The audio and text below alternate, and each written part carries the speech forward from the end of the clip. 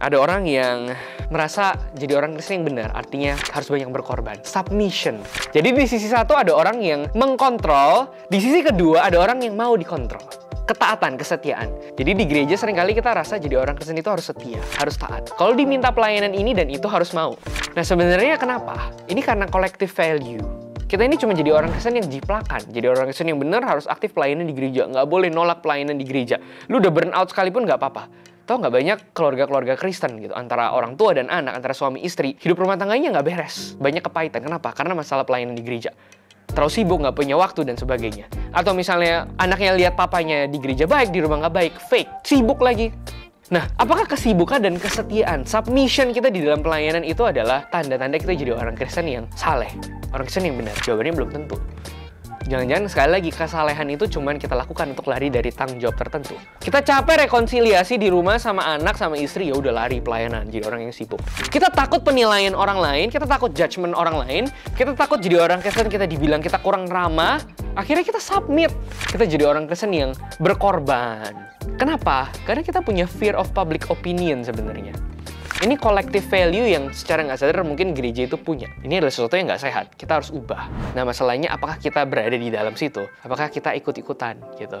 Sebagai hamba Tuhan, kalau boleh buka-bukaan, seringkali ya secara nggak sadar kita punya yang namanya false guilt. Mungkin aktivis-aktivis juga pernah ngalamin. Kalau kurang sibuk, kalau nggak say yes kepada pelayanan tertentu, kurang suci, kurang bener. Nah padahal orang-orang yang kayak gini nih, yang jadi yes man, ini akan dipakai, dieksploitasi gitu. Sama orang-orang yang, lu harus begini ya, lu harus begitu ya. Sama orang-orang yang akhirnya pakai kita, membuat kita jadi kerja rodi di gereja gitu. Saya lama di lingkungan anak muda, ya kalau boleh Anas, itu yang jadi curcol anak-anak muda, ya kan? Setiap pelayanan harus menderita. Terus yang satu, oke, submit. Yang satu, pakai luxury belief, harus pelayanan, harus menderita. Yang satu, submit. Gitu. Nah, makanya masuk gereja jadi komunitas yang kayak gini. Masalahnya teman-teman, kita udah bahas beberapa poin tadi. Person creates society, and society creates person. People create society, and society creates people. Kita itu menciptakan lingkungan kita, dan lingkungan kita itu juga akan menciptakan kita, membentuk kita, dan orang-orang yang akan hadir setelah kita. Nah, mau nggak kita ubah culture ini? Nggak usah jauh-jauh ngomong jadi orang Kristen yang benar, jadi orang Kristen yang bertumbuh. Kita harus expose dulu apa yang wrong dalam diri kita. Mungkin satu hal sih ya, takeaway point, gimana caranya jadi orang Kristen yang benar. Di dalam Alkitab, sebetulnya orang Israel itu dibagi menjadi dua. Israel lahiriah dan Israel rohani. Yesus itu jelas-jelas ngomong orang-orang Farisi, ahli Taurat dan sebagainya, mereka cuma Israel lahiriah. Di zaman raja-raja orang-orang Israel yang menyembah berhala, mereka cuma Israel lahiriah. Pada masa pembuangan di padang gurun selama 40 tahun, ini cuma orang-orang Israel lahiriah yang nggak masuk ke tanah perjanjian. By blood, mereka dilahirkan sebagai orang-orang Ibrani. Tapi spirit mereka itu bukan spirit Israel rohani. Apa yang membedakan? Pertanyaannya. Sekarang kita pun di gereja gitu, kita ini Israel rohani atau Israel lahiriah. Kita Kristen rohani atau Kristen KTP, biasanya bahasa yang suka dipakai. Teman-teman, nama Israel itu diberikan oleh Tuhan kepada Yakub. Pada waktu itu Yakub pulang dari rumah Laban, dia mau nyebrang sungai, dia takut untuk ketemu Esau, dia suruh ternaknya duluan, dia suruh hamba-hambanya duluan, dia suruh istrinya duluan, terus dia bergumul di sebuah tempat yang namanya Peniel. Di situ dia berjumpa dengan sesosok malaikat Tuhan, yang kita tahu adalah Tuhan sendiri. Dia bergumul di sana, dia nggak mau lepasin. Dan dia bilang, jangan kamu lepasin sebelum kamu memberkati aku. Terus sosok itu bilang, baiklah, kamu menang pada hari ini. Kamu bergulat dengan aku dan kamu menang.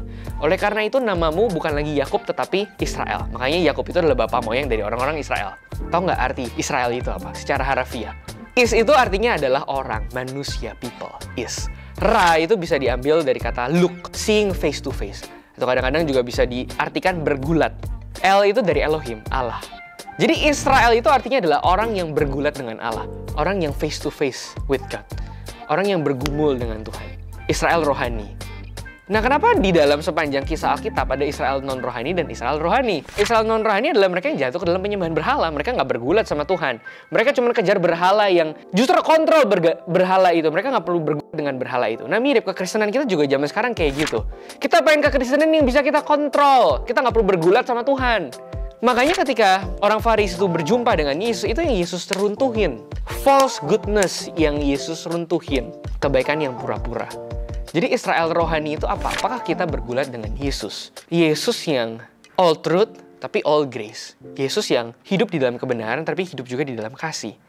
Kita kalau jadi orang Kristen yang membela kebenaran, tapi kita nggak punya kasih, itu bukan orang Kristen yang benar.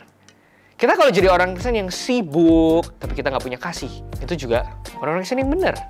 Kita kalau jadi orang Kristen yang baik, tapi nggak hidup di dalam kebenaran, itu juga bukan orang Kristen. Itu adalah kepalsuan-kepalsuan yang bisa kita pelihara secara nggak sadar. Nah, kita harus belajar bergulat dengan Yesus, membongkar semua ini. Baru kita bisa grow, jadi orang Kristen yang benar, jadi orang Kristen yang bertumbuh.